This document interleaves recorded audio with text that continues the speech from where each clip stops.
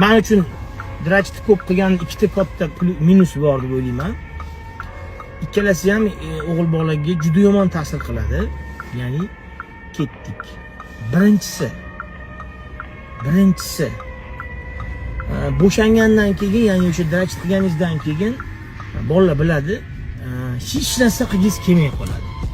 Hech narsa. Bo'shangan prosta hech narsa qilgis kelmay qoladi. Ikkita uchtadan keyin hech narsa qilgis kelmay qoladi. Zalga borishingiz kerak bo'lgan bo'lsa, borgis kelmay qoladi. Pul ishlashingiz kerak bo'lsa, pul ishlagis kelmay qoladi. Hattoki qanaqadir qiz itarmoqchi bo'lganda ham o'sha itagis kelmay qoladi. Ya'ni hayotga bo'lgan motivatsiyasi, hayotga bo'lgan qiziqishi, o'qishga borish kerak yoki trenirovkaga borish kerak yoki bugun bir muhim bir uchrashuvi bor ish bo'yicha yoki bir musobaqasi bor yoki xullasga kalom. Haligi bo'shangandan keyin quvonch gormoni chiqib ketadi-ku, mana serotonin, dopamin, qisqa muddat zavqlanadi-ku.